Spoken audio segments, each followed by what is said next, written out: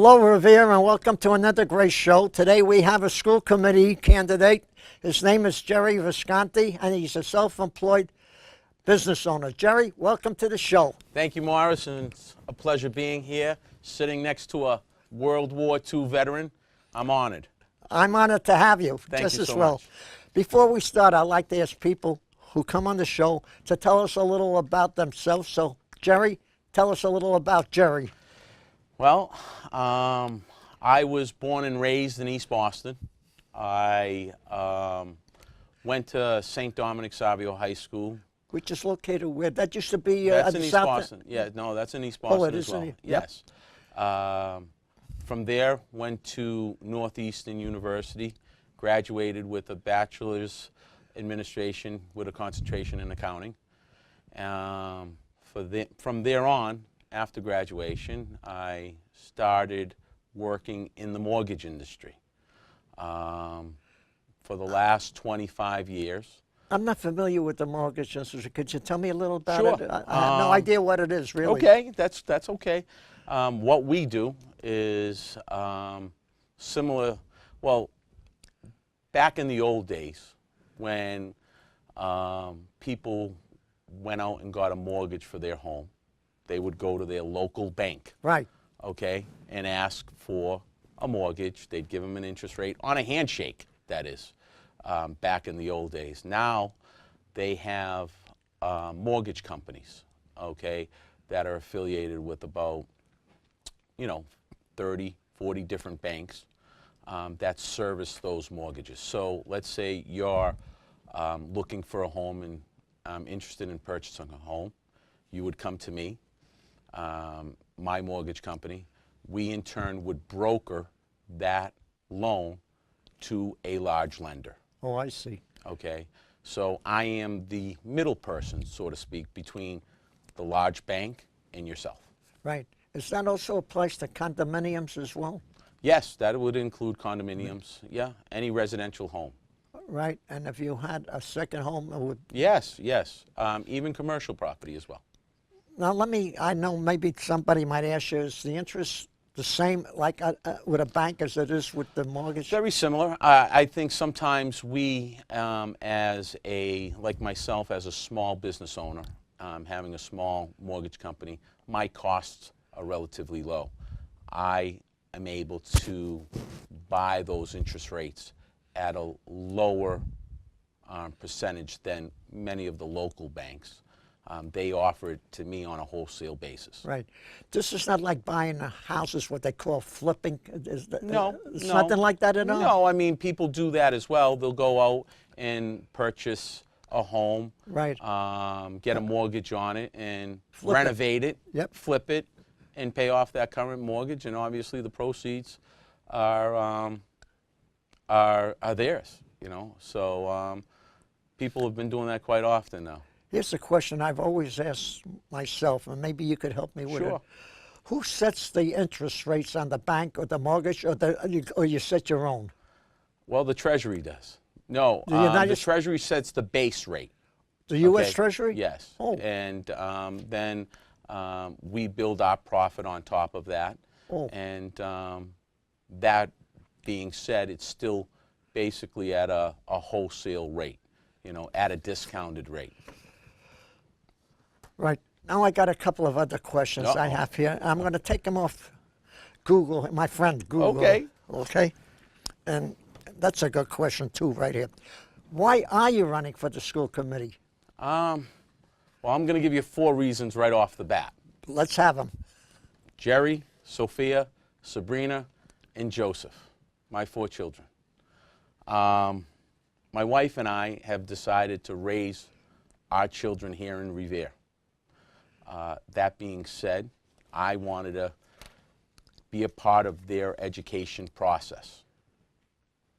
And I felt the need, as well as be part of all the other children in Revere, but I felt the need that if I wanted to do that, I wanted to be part of the decision making.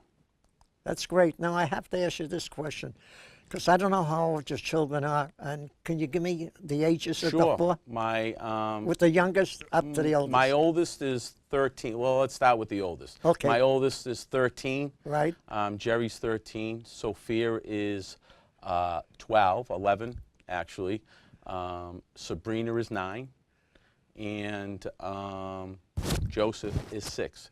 And when I say 13, Gerry's birthday is Monday. So I want to wish my son a happy birthday. Happy birthday, son. Okay, come this Monday. Good.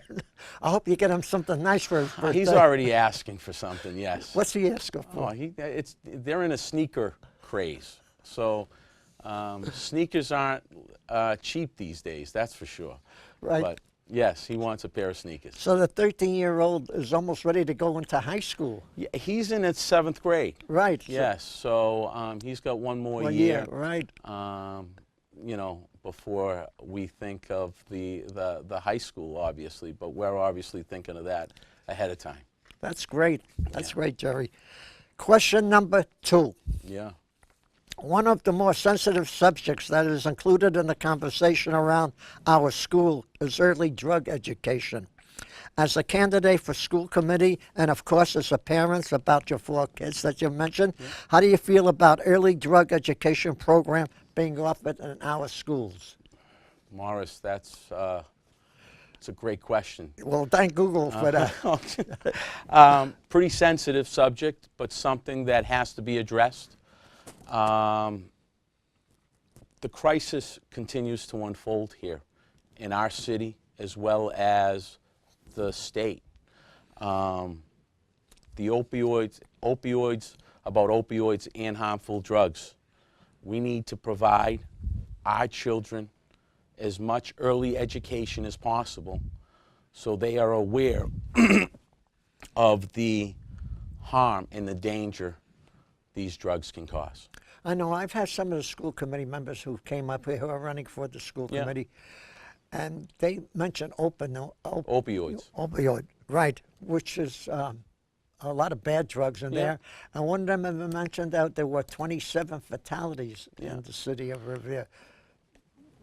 Where does that drug come in from? It's amazing. You know, one of the things that we have to do is it is our responsibility, okay, as parents, as administrators, as teachers, to arm our children with the right information, the proper values, and the right tools to succeed and to stay away from those drugs.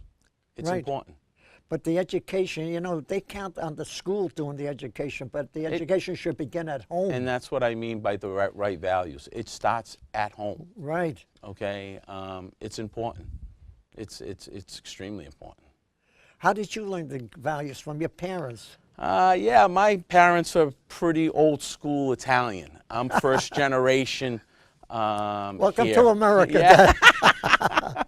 So, yes, my father and mother came to this country, honestly not knowing how to read or write, okay, God, you know, I know, God rest their soul, because they're no longer with us. Both of them? Both of them, unfortunately. They passed at a younger age. But, you know, they came.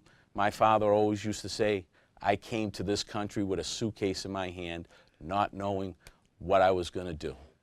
They, in turn, raised 4 boys. I'm one of 4 who all professionals,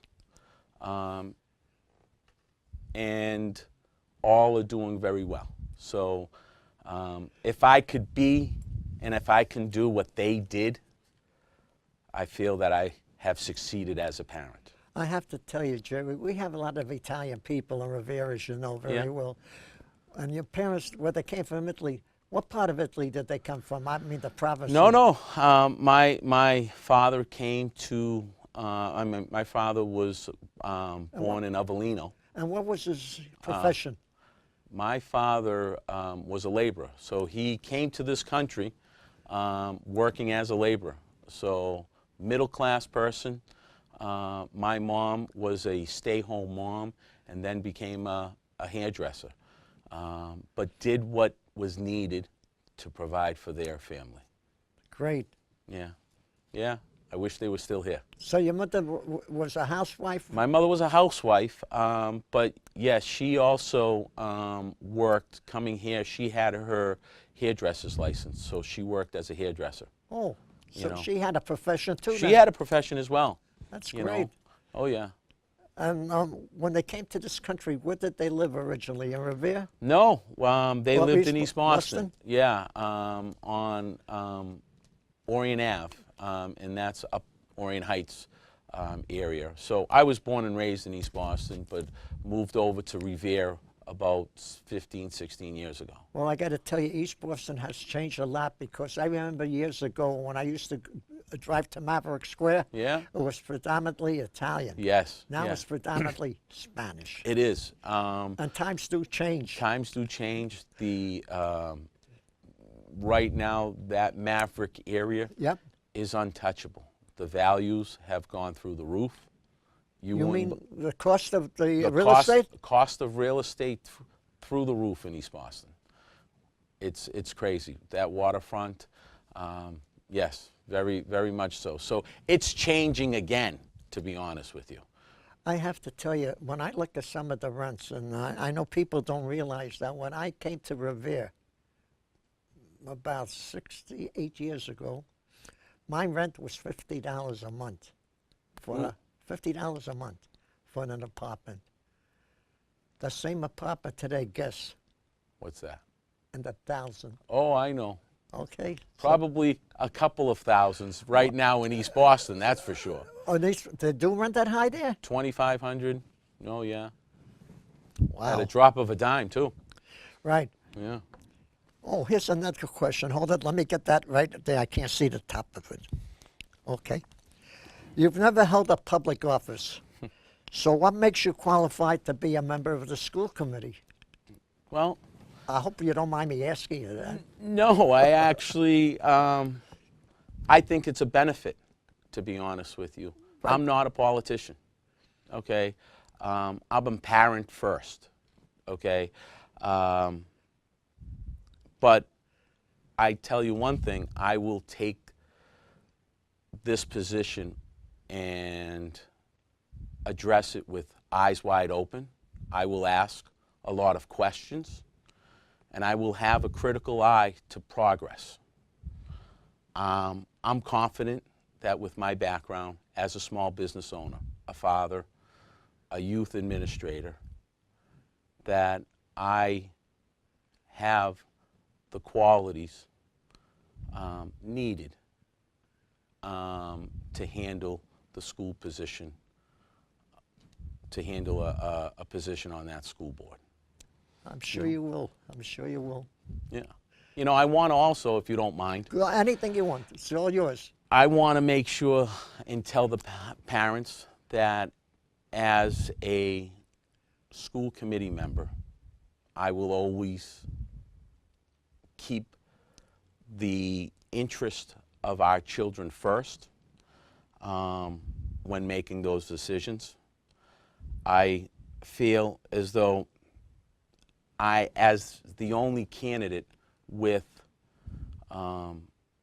children actively involved in the school system, so I'm the only candidate right now that has children actively in the school system. I have a personal stake in the game.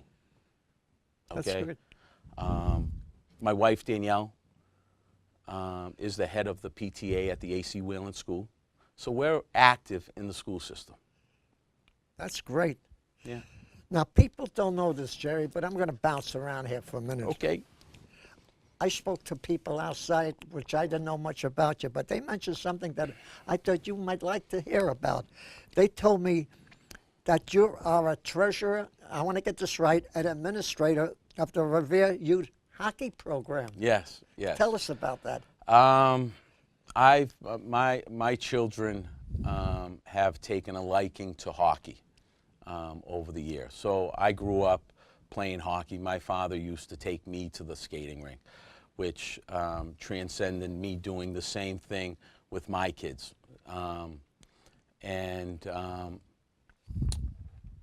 raising my children in the school system or in Revere, I felt it was important that my children play or be part of the youth programs in the city.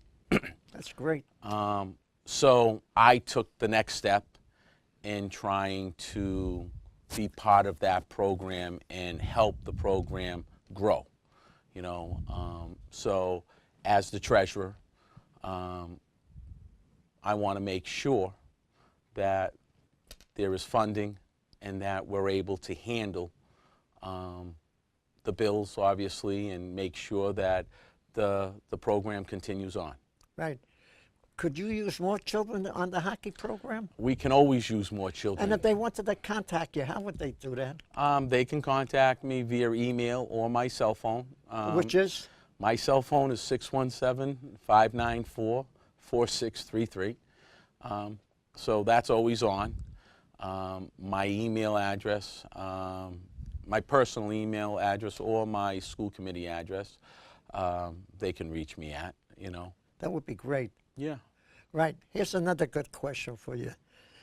You are also director of the Canadian Exchange Hockey Program. Exactly what is the Canadian Exchange? Okay. Well, this is a tradition that's been going on in Revere way before I even came to this city. It is a program where the Chambly Youth Hockey Program comes to Revere come November, and we have a friendly tournament with the Canadians, okay?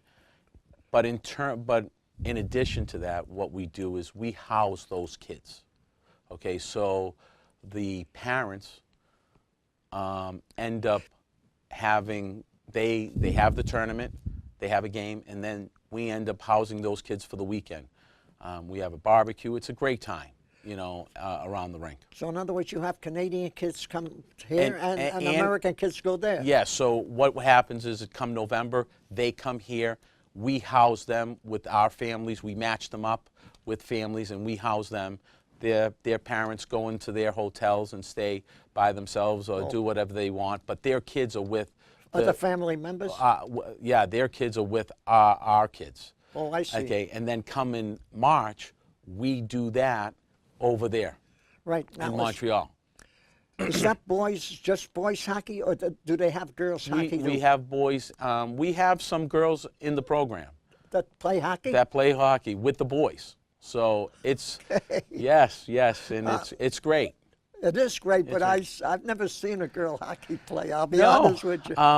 Nowadays, girls hockey has grown quite a bit, and there are so many different girls hockey programs. But we still have some girls in the program that don't mind playing with the boys, so we welcome that as well. But that's a rough game, so I mean, are they well protected so they don't really get hurt? No, you'd be surprised. Some of those girls can throw a check. You know, okay.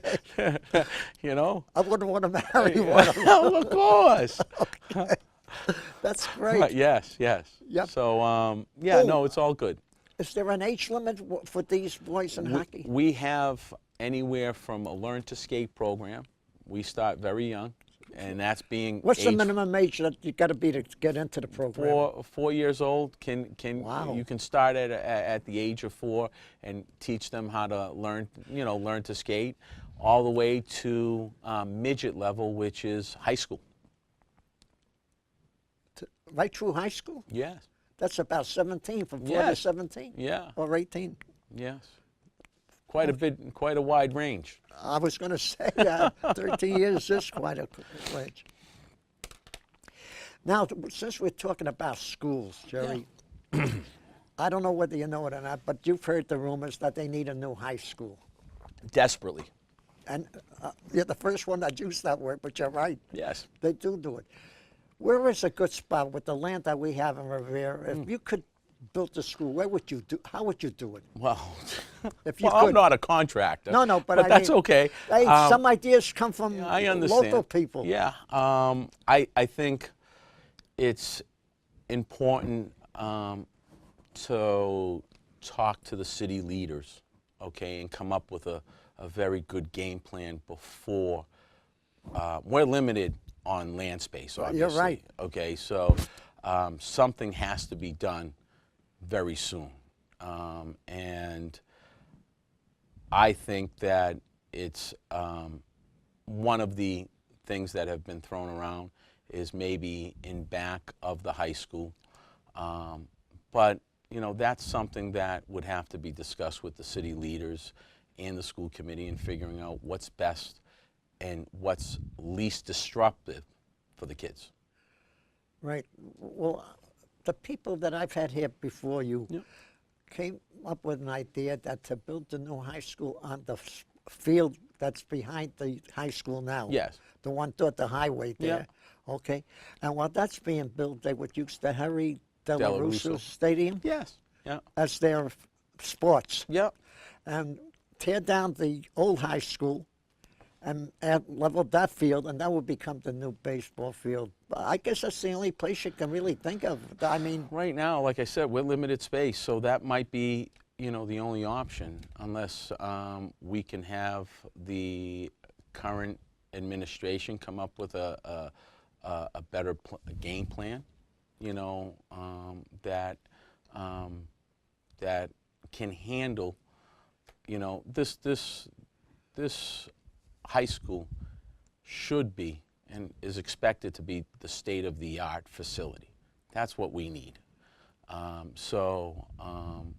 We're going to need space, and that's one of the biggest questions and one of the biggest issues for the school system.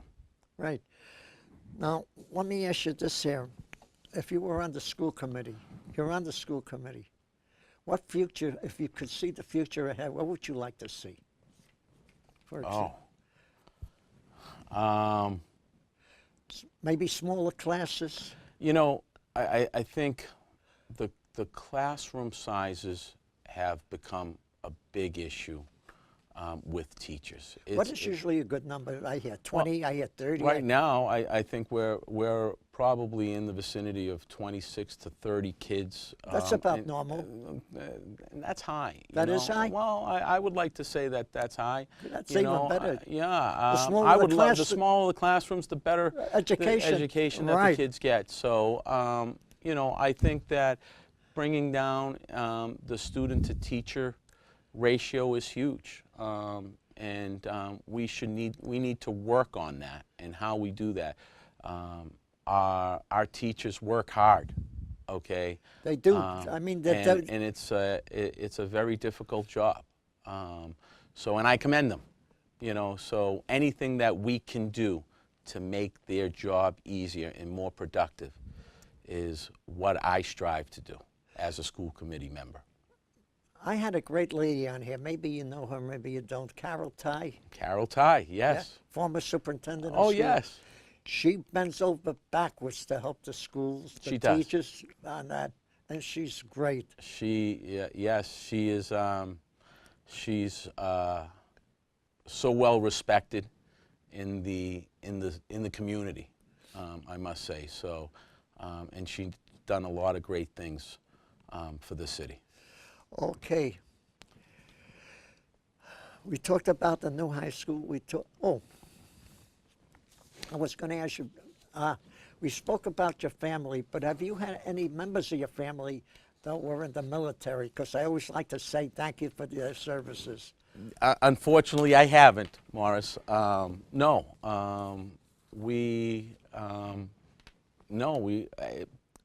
Actually, one of my uncles was in the military, but that was way back in Italy. So It don't make any difference. yes.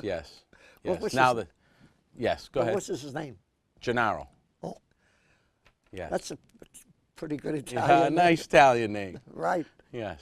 So. Okay. Now, have to tell you this here. When I was a young kid going to school, Yeah. we didn't have the buses that we have today. We didn't have the computers that you have today. What was it like when you went to school, if I may ask you? Elementary school I'm talking about. Elementary school, I went to a small parochial school in East Boston called St. Lazarus. That was before you went to Don Savio. Savio, yes. What Don was it Savio was a high school. What is it like a parochial school, if I may ask you? Because that's a private school. It is a private school. Right. There are smaller classes. How many, do you remember the number of students? Yeah, we had probably about 15 to 16 kids in each class. But Right. it was a small school. And back in the day, we would walk, a group of us, and just walk to school every day and walk home. And no busing. We would just, there would be a group of us just walking home, you know. And fortunate with my brother, who was a couple of years older than me, it would always be us two walking together. Right. What is your brother's name? I heard him last night. Nino Visconti. Oh, okay. That's one. They were all there last night. Right. Yes. Right. So I'm fortunate to have 3 brothers. I'm right. My brother Nino is the oldest. What I'm do right. they do, if I may ask you? Sure. My brother Nino is he owns his own CPA practice. Certified So, public? yes, Yeah. he's a certified public accountant. He owns his own practice in Woburn. My younger brother John is a superintendent for Lee Kennedy construction company. Oh. And then my brother Michael is a foreman for Liberty Construction. So most of the people are in construction. Yes, my father was a union laborer for Local 22 for 30 years. We had an Italian family on my street who came from Italy, Yeah. and he was a mason, I guess, Yes. bricklayer. And he did some beautiful work down the street that Yeah. on the houses and there. So they learned their art overseas and bring it into bring this. it here, yes. Yeah, that's great. Oh, we only have about 1 minute and 10 seconds. Take 25 or 30 seconds to Wow. say anything you want. That did go by fast. I know that. Wow. Be my Well, guest. I just want to say that I personally think that that school committee right now has a void in that school committee. It doesn't have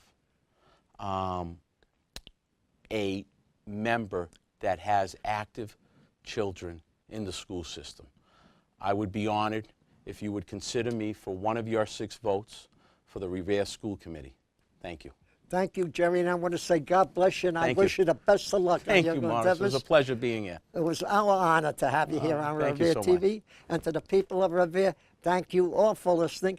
And most of all, God bless our troops in the military, serving and who have served. And most of all, God bless our great country, the United States of America.